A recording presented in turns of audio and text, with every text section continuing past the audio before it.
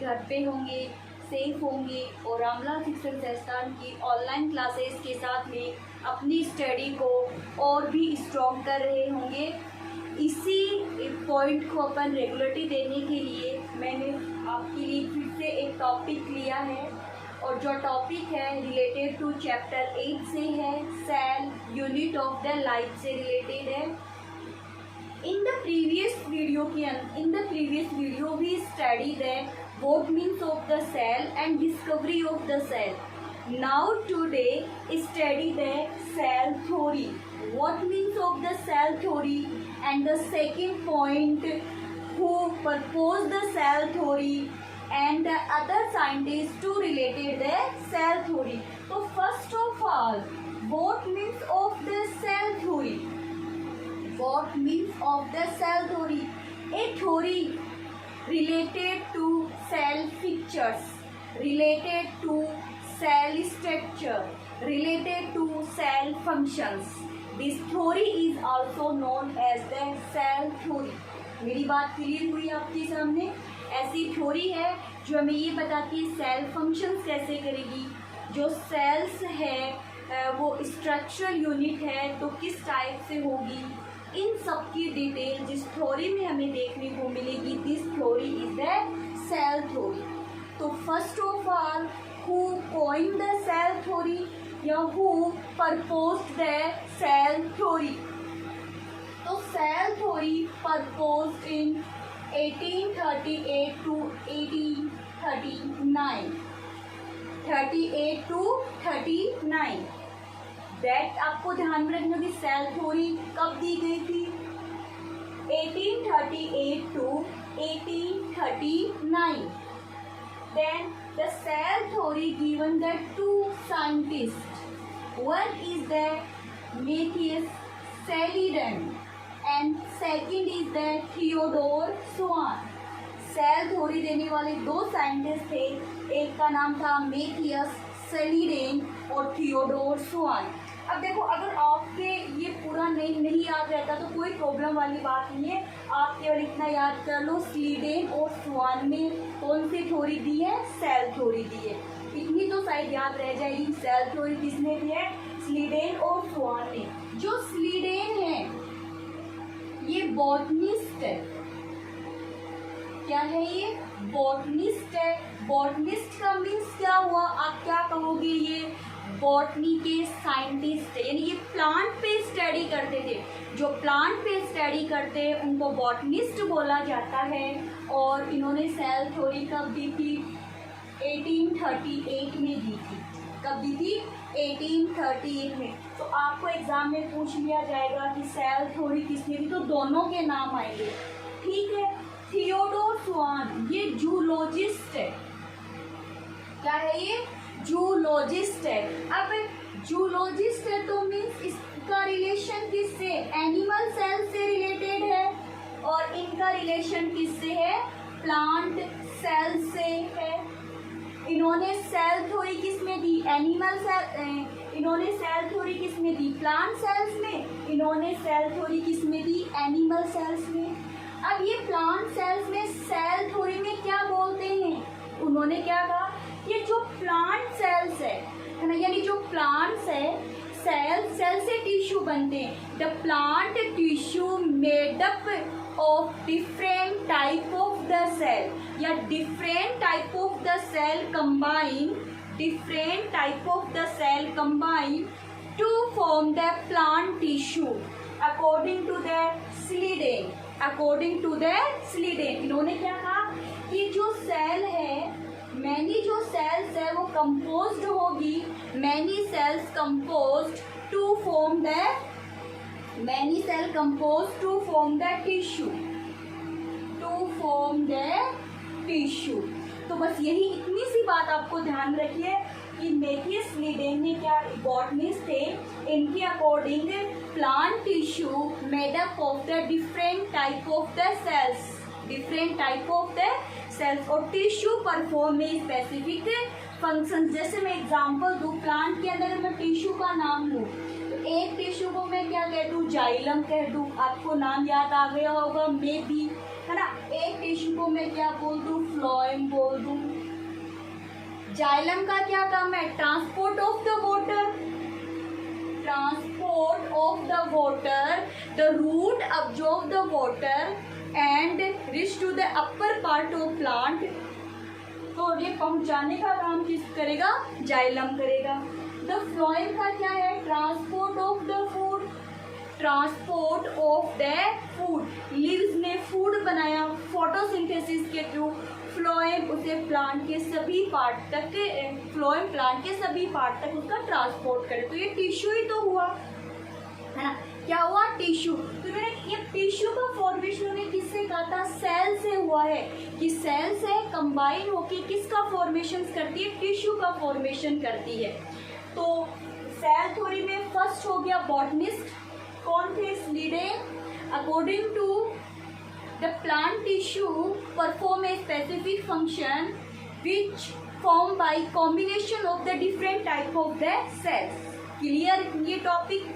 Next अब आई, और इन्होंने कब किया था, 1838। Then the second, Theodore Schwann. देखो जिस समय मेथियस प्लांट में स्टडी कर रहे थे, लगभग उसी समय, एक साल में देखो उसके बराबर उसी समय थियोडोर जो स्वान थे वो भी सेल पे स्टडी कर रहे थे।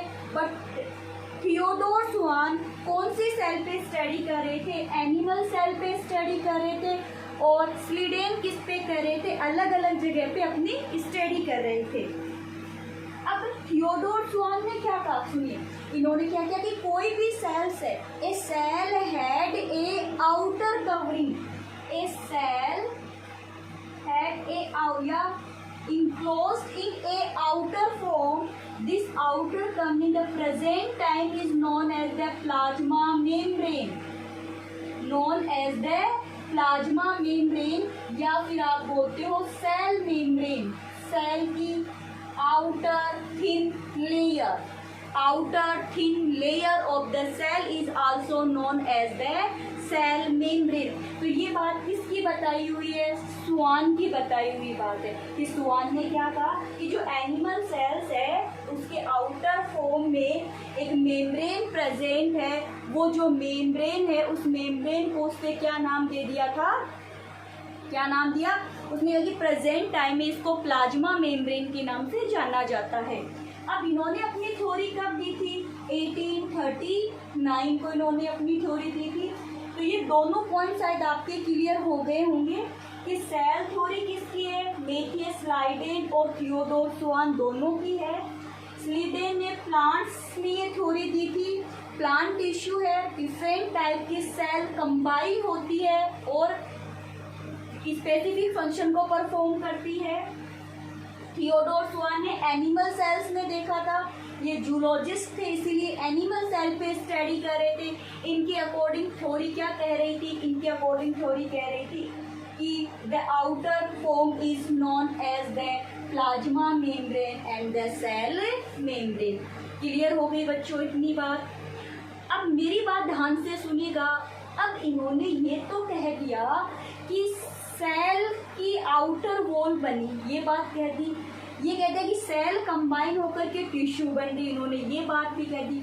बट इन्होंने ये नहीं कहा कि सेल आई कहाँ से है ना। एक पॉइंट और देखिए, अभी दोनों ने देखो, इसकी थ्योरी ये चल रही है, बात समझ में आ गई, इसकी थ्योरी ये चल रही है, बात समझ में आ गई। दोनों थ्योरी का रिजल्ट क्या निकला, द रिजल्ट या the conclusion cell theory according to the Schleiden and Schwann, क्या कंक्लूजन निकला, तो conclusion according to the both scientist the cell made up या the new form made up of cell and cell product, किसकी बनी है, cell और cell product की बनी है। All living organism made up of cell and cell product, इन दोनों का कंक्लूजन क्या निकला, all living organism made up of the cell and cell product, सभी लिविंग ऑर्गेनिज्म सेल या सेल प्रोडक्ट के बने होते, ये कंक्लूजन निकला। ओके, इतनी बात समझ में आई आप लोगों के? ठीक है, अगर मान लीजिए कोई बात बीच में रह जाती है, समझ लीजिए हटी, तो वीडियो को आप बैक करके फिर समझ लेना। ऐसा तो कुछ है नहीं कि भाई मैं एक ही बात को 4 बार बोलूँ, एक ही बात को 1 बार बोल दूँगी। भी क्लास में अगर हम हो ऑफलाइन में, तब तो मैं कह दूँ बच्चों समझ में नहीं आया, मैं उसको रिपीट कर दूँ, फिर पूछ लूँ। अब यहाँ पे वो तो कुछ है नहीं, सब कुछ रिकॉर्ड हो रहा है। ऐसे तो है नहीं कि मैंने जो 1 बार बोल दिया वो बोल दिया, आप उसको वापस नहीं सुन सकते। तो अगर ऐसे कोई कंडीशन हो तो वीडियो को बैक कर लीजिए, आराम से समझ लीजिए। सेल थ्योरी में फर्स्ट पॉइंट क्लियर हुआ क्या आप लोगों का? अब आगे देखिए सेल थ्योरी से रिलेटेड। ठीक है, ये स्वीडन की बात हो गई है, स्वान की बात हो गई। अब देखो तो आगे, अब इनकी जो ये थ्योरी थी, this theory not explain by the formation of the cells. This theory is not, ये theory can not explain the formation of the cells. कि सेल्स, इन्होंने तो कह दिया कि टिश्यू का फॉर्मेशन सेल से होता है, उसमें कहते हैं कि प्लाज्मा मेम्ब्रेन होती है, जो लिविंग ऑर्गेनिज्म होते हैं वो सेल और सेल प्रोडक्ट के बने होते हैं। बट इन्होंने ये नहीं कहा कि सेल कैसे बनती है। तो इसके लिए एक साइंटिस्ट आए थे, रुडोल्फ विर्चॉफ। ये बहुत अच्छा क्वेश्चन है। रुडोल्फ विर्चॉफ, ये साइंटिस्ट आए थे, रुडोल्फ विर्चॉफ। तो Rudolf Virchow give a hypothesis या give a very important form. This form is omnis cellula e cellula, omnis cellula e cellula, ये स्पेलिंग है। ठीक है, ओमनिस सेलूल ई सेलूल। मेरी बात समझ गए? अब ये एग्जाम में पूछ लिया जाता है, मोस्टली कंपटीशन एग्जाम में। द वर्ड ओमनिस सेलूल ही cellula coined by the Rudolf Virchow. आप ध्यान में रखोगे। अब इसका मीन्स क्या है? इसका मीन्स ये है, the new sales arised from pre-existing cells. The new cells arise from pre-existing cells. New cells का ओरिजिन पहले से प्रेजेंट सेल से हुआ है, लेकिन उस सेल का क्या होना चाहिए? अस्तित्व होना चाहिए, लिविंग होनी चाहिए वो। ठीक है, पहले से अर्थ पे प्रेजेंट होनी चाहिए। तो इसका मीन्स क्या हुआ? New sales arise from the pre existing sales. New sales किससे बनी है? पहले वाली सेल से बनी। और ये अब इन्होंने ये थ्योरी, देखो उनकी थ्योरी में क्या कमी चल रही थी कि वो ये नहीं बता पा रहे थे कि नई सेल का ओरिजिन कैसे, how to origin the new cells, ये नहीं कर पाए। तो इन्होंने क्या किया, उस सेल थ्योरी को चेंज किया, उसको मॉडिफाइड किया। तो मॉडिफाइड सेल थ्योरी कह सकते हो आप। रुडोल्फ विर्चॉफ ने कौन सी थ्योरी दी थी? मॉडिफाइड सेल थ्योरी दी थी, या आप इसे क्या कह दो, modern cell theory. Modified cell theory या modern cell theory proposed by the Rudolf Virchow means new cells arise from the pre-existing cells. New cells arise from the pre-existing cells. For the example, देखो इसका example आप ऐसे समझिए, जैसे reproduction की process है ना। रिप्रोडक्शन का मतलब क्या होता है कि जो पेरेंट्स होते हैं वो अपने सिमिलर ही है ना, अपने सिमिलर ऑफस्प्रिंग प्रोड्यूस करते हैं, वो रिप्रोडक्शन है ना। बात समझ में आई मेरी? अब देखो जो पेरेंट्स रिप्रोडक्शन कर रहे हैं वो लिविंग है, जो पेरेंट्स रिप्रोडक्शन कर रहे हैं वो लिविंग है, नॉन लिविंग रिप्रोडक्शन नहीं कर सकते। तो ऐसे ही यही पॉइंट क्लियर करना है कि जो नया बनना है वो पुराने वाले से ही बनेगा, कहीं और से लाइफ नहीं आएगी बनने के लिए। तो आपको ये बात अपने माइंड में ध्यान में रखनी होगी। देखो आपको याद हो तो अपनी 9th क्लास के अंदर कुछ ये थ्योरी क्लियर भी की थी। देखो आपको याद होगा तो आपने एक बीकर लिया था, उस बीकर के अंदर बॉइल्ड मीट डाला था, है ना। फिर एक वाले जार को आपने ओपन रख दिया था, सेकंड वाला जो जार था उसको आपने कॉर्क से पैक कर दिया, एक वाला जार था उसकी आपने क्या लगा दिया था, कपड़ा लगा दिया था। जो कॉर्क से किया था वहाँ पे कोई लाइफ नहीं बनी उस मीट के अंदर, लेकिन जो ओपन था, जो बिल्कुल ओपन था उसमें क्या आ गई थी, जो फ्लाइज आ गई थी, और फ्लाइज ने वहाँ पे अपने क्या दे दिए थे, एग दे दिए थे। ये बात समझ। अब जो उस पर कॉर्क लगा था उसमें कोई लाइफ नहीं बनी थी। क्यों नहीं बनी थी? क्योंकि हमने मीट को बॉईल कर लिया था। मीट को बॉईल करने के बाद में उस पर कॉर्क लगा दिया, तो मीट की जो लाइफ थी वो तो थी नहीं, वहाँ पे तो कोई लाइफ है ही नहीं। अब क्या हुआ, कॉर्क की वजह से बाहर से भी कोई लाइफ नहीं आ पाई थी, बाहर से कोई लाइफ नहीं आ पाई थी, तो वहाँ पे नई लाइफ बनी ही नहीं थी। लेकिन जो जार ओपन था उसमें फ्लाइज आई, उसने क्या दे दिए, एग दे दिए, तो वहाँ पर नई लाइफ का फॉर्मेशन हो गया था। तो इससे क्या प्रूफ हुआ था? यही तो प्रूफ हुआ था कि न्यू लाइफ हमेशा किससे बनती है, ओल्ड लाइफ से बनती है, जो प्री एग्जिस्टिंग लाइफ होती है। तो यही बात ये cell theory, modern cell theory कह रही है कि new cell originate from the pre existing cell omni cellula e cellula. ये किसकी है? रुडोल्फ विर्चोव की है। मोस्ट इम्पोर्टेंट क्वेश्चन है, एग्जाम में पूछा जाता है, कंपटीशन एग्जाम के अंदर। अब इसी पॉइंट को आप क्या कहोगे? सेल। इसी पॉइंट में आप एक नाम दोगे, law of linkage cells, law of cell linkage. इसी को ही क्या बोलते हैं? लॉ ऑफ सेल लिंकेज भी इसे ही बोला जाता है। ये बात आप एग्जाम में पूछ ले, लॉ ऑफ सेल लिंकेज किसका है? रुडोल्फ विर्चोव का है। तो आप ध्यान रखोगे, लॉ ऑफ सेल लिंकेज भी किसका है? रुडोल्फ विर्चोव का है। मेरी इतनी बात समझ में आई।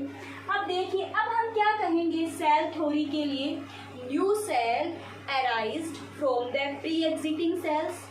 सेकेंड आप इसके लिए क्या वर्ड यूज करोगे? The all organism made up of the cell and cell product. All organism made up of the cell and cell product. ये तो बात किसकी है? स्लीडेन और स्वान की है सेल थ्योरी में। New sales arise from the pre existing sales, ये किसकी है? रुडोल्फ विर्चोव की, ओमनी सेलुल ई सेलुल। मेरी इतनी बात हुई। अब देखिए आगे क्या होगा कि रुडोल्फ विर्चोव के साथ में एक साइन नेगेली आ जाता है। नहीं, रुडोल्फ विर्चोव और नेगेली ये दोनों मिलते हैं और ये कुछ और कॉन्सेप्ट क्लियर करते हैं सेल थ्योरी के लिए।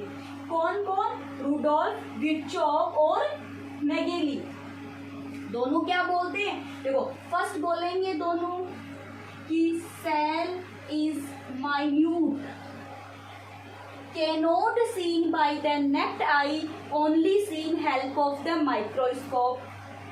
Second point क्या देंगे ये? Cell is the structural and functional unit of life.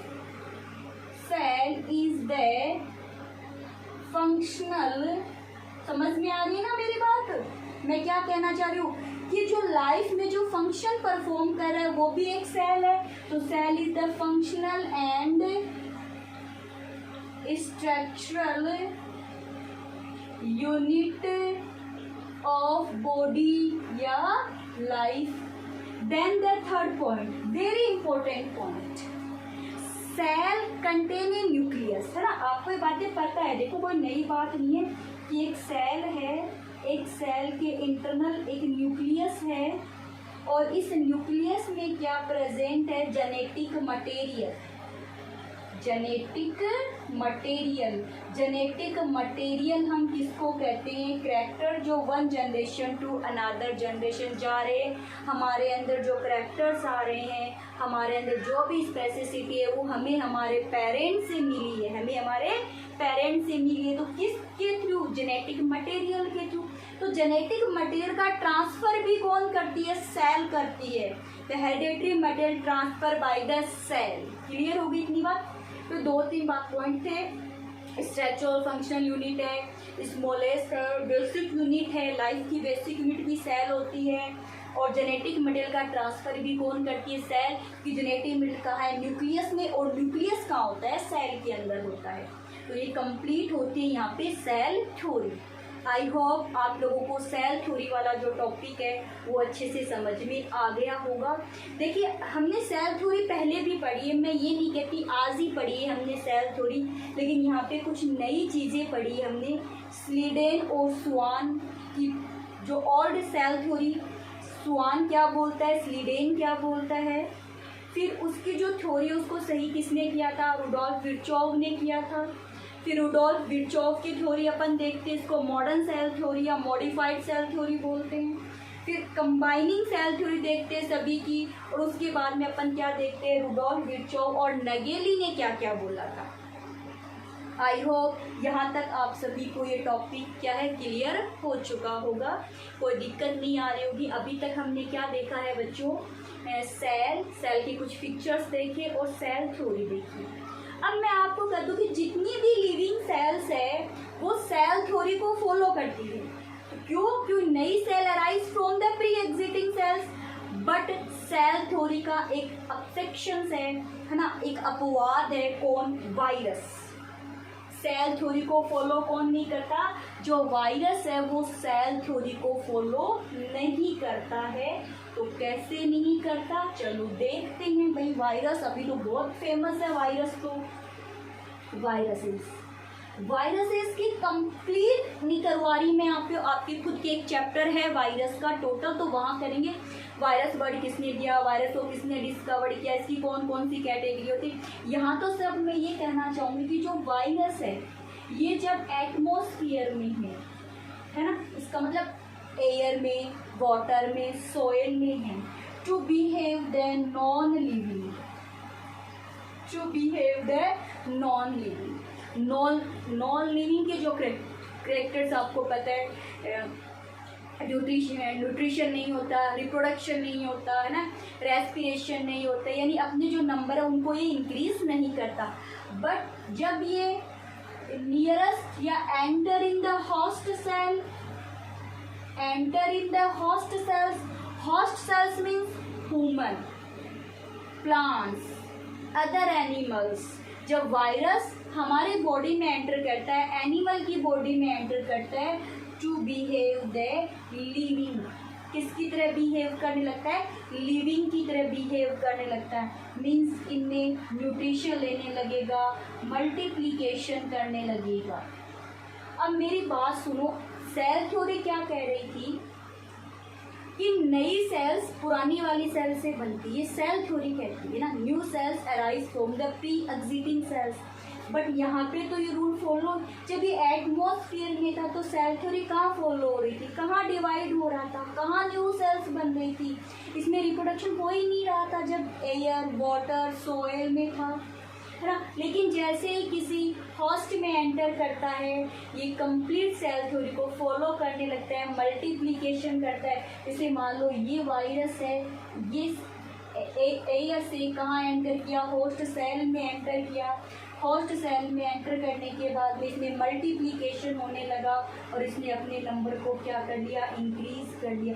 अब मेरी ये बात बताओ, जो ये नई फॉर्म बनी है इसी से तो बनी है ना। जब ये फॉर्म एंटर करेगी तभी तो ये वाली फॉर्म है, तो नई फॉर्म इसी से बनी, तो new sales arise from the pre existing sales. लेकिन यहाँ पे ऐसा नहीं हुआ ना, इसीलिए वायरस एक क्या है, अपवाद है सेल थ्योरी के अंदर। आप ये बात ध्यान रखोगे, एग्जाम में पूछा भी जाता है तो आप लिख दोगे, ऑब्वियसली कोई दिक्कत वाली बात नहीं है। अब एक वायरस की देखो, ये लिविंग, यहाँ पे नॉन लिविंग, सॉरी यहाँ पे नॉन लिविंग, यहाँ पे लिविंग।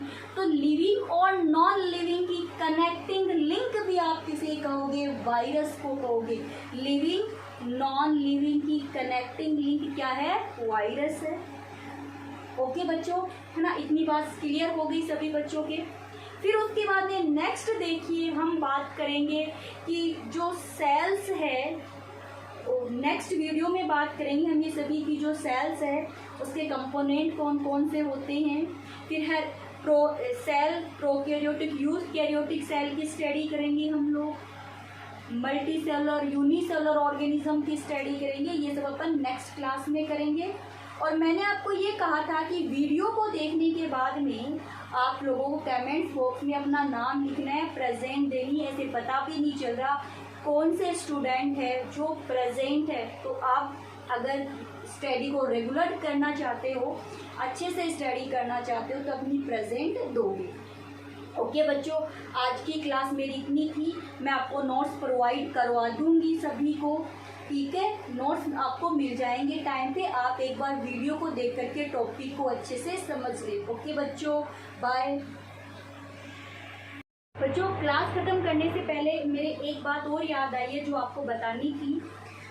वो ये है कि हम अभी जो सेल थ्योरी के अंदर हम जो स्वान वाली बात कर रहे थे कि जो स्वान है ना, स्वान ने एनिमल सेल्स में, स्वान ने किसमें, एनिमल सेल्स में कहा कि आउटर जो थिन लेयर है वो प्लाज्मा मेम्ब्रेन है। आउटर थिन लेयर क्या है, प्लाज्मा मेम्ब्रेन है in the animal cells. Plasma membrane in the animal cell, एक सेल है, सेल की जो आउटर पार्ट है वो प्लाज्मा मेम्ब्रेन है, किसके अकॉर्डिंग, स्वान के अकॉर्डिंग, है ना। अब इसमें साथ ही साथ में ये होगा, with this theory he explain in the plant cells the outer wall is also known as the cell wall. ये प्लांट, देखो एनिमल में सबसे बाहर की तरफ है वो है प्लाज्मा मेम्ब्रेन या सेल मेम्ब्रेन, बट प्लांट में जो बाहर की तरफ है वो क्या है, सेल वॉल। और सेल वॉल के इनर साइड में क्या प्रेजेंट होगी, प्लाज्मा मेम्ब्रेन। फिर प्लाज्मा मेम्ब्रेन आएगी। तो स्वान ने एनिमल सेल्स में आउटर को क्या कहा, प्लाज्मा मेम्ब्रेन, और प्लांट में जो आउटर है उसको क्या कहा था, सेल मेम्ब्रेन कहा था। ये बात, ये प्लांट वाली बात मेरे माइंड से स्लिप हो गई थी, अब मुझे याद आई है तो मैंने आपको लास्ट में करवा दिया। ओके बच्चों, अब आज का लेसन हमारा यही था, आज की क्लास हमारी यही थी। ओके बच्चों, बाय।